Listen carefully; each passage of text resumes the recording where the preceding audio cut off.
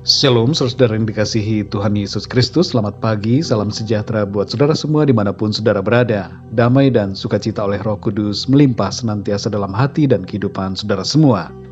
Sebelum kita mendengarkan renungan firman Tuhan, mari sama-sama kita siapkan hati dan berdoa. Tuhan Allah Bapa kami di dalam surga, Bapa dalam nama Tuhan Yesus Kristus. Terima kasih kami mengucap syukur untuk penyertaan-Mu, perlindungan-Mu di sepanjang malam hingga pagi hari ini.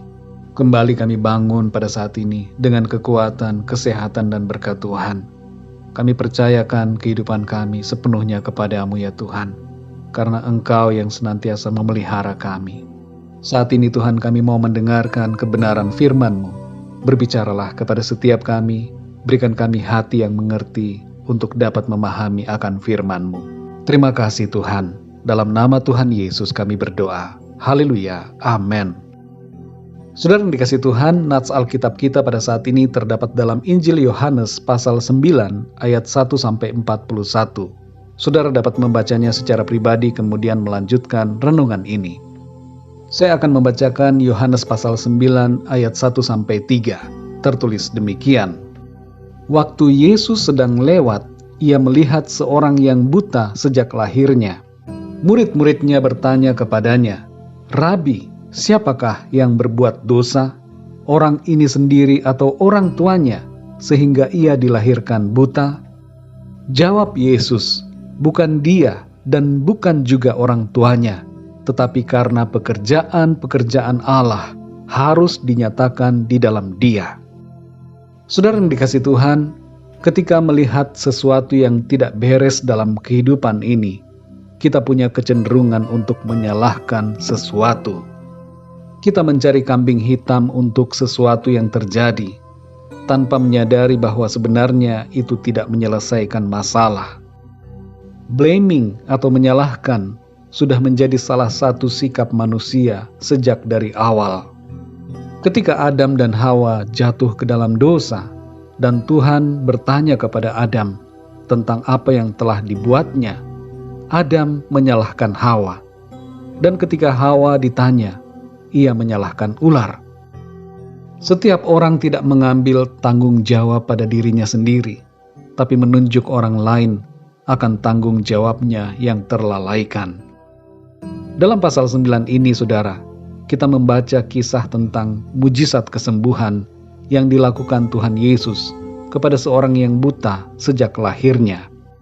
Dan peristiwa penyembuhan ini merupakan salah satu kejadian mujizat yang spektakuler yang dikerjakan oleh Tuhan Yesus, karena merupakan sesuatu yang mustahil untuk dilakukan.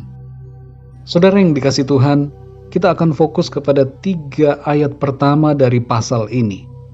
Di sini kita membaca murid-murid Tuhan Yesus bertanya tentang siapa yang salah, siapa yang berdosa, apakah orang buta itu atau orang tuanya, sehingga ia lahir buta. Tapi Tuhan Yesus menjawab dengan sebuah pernyataan yang membukakan mata rohani mereka, memberikan mereka pengertian bahwa bukan dia dan bukan juga orang tuanya, tetapi karena pekerjaan-pekerjaan Allah harus dinyatakan di dalam dia. Pekerjaan Allah yang dilakukan terhadap orang buta ini adalah kesembuhan jasmani yang diterimanya dari Tuhan. Ia dapat melihat kembali oleh karena kuasa Tuhan. Sebuah ending yang sangat membahagiakan tentunya, karena dia mendapatkan penglihatannya. Tapi bagaimana dengan berbagai situasi dalam kehidupan kita, yang endingnya tidak seperti yang diharapkan? Apakah ada pekerjaan-pekerjaan Tuhan yang dinyatakan di dalam itu semua? Jawabannya adalah ya. Ada pekerjaan mulia dari Tuhan yang dikerjakan dalam kehidupan setiap orang. Dalam keterbatasan, dalam ketidakmengertian kita, dalam segala keadaan di mana kita ingin menyalahkan, ketahuilah saudara, ada pekerjaan Tuhan yang indah di dalamnya.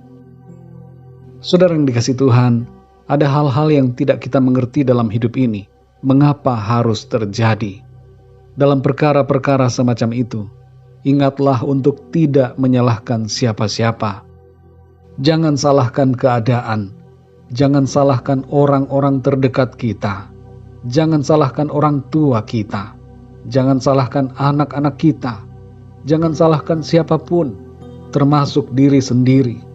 Dan yang terpenting lagi, jangan salahkan Tuhan.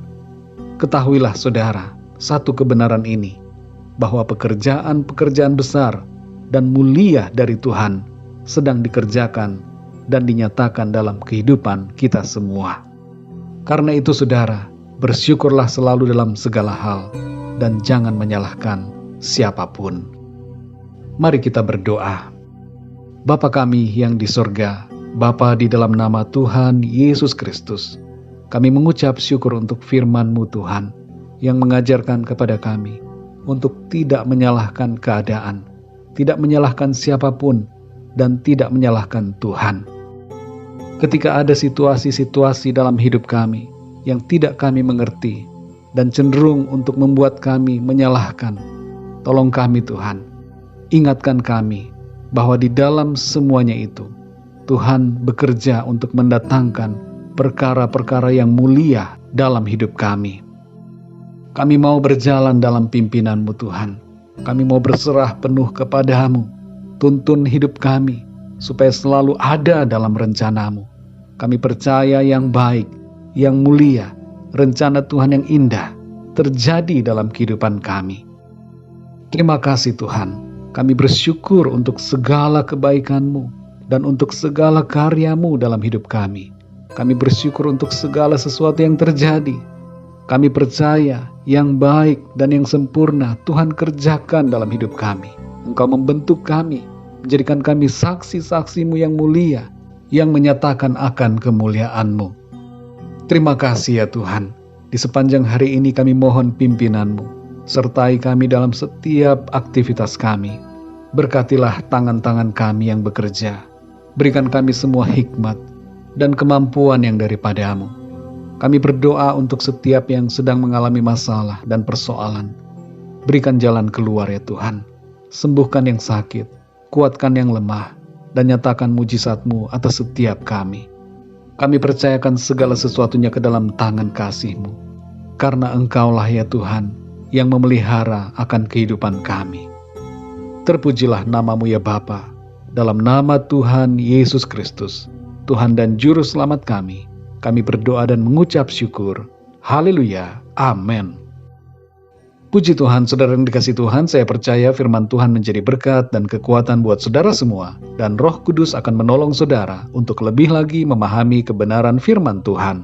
Tuhan Yesus memberkati saudara semua. Sampai jumpa dalam renungan yang berikutnya. Haleluya.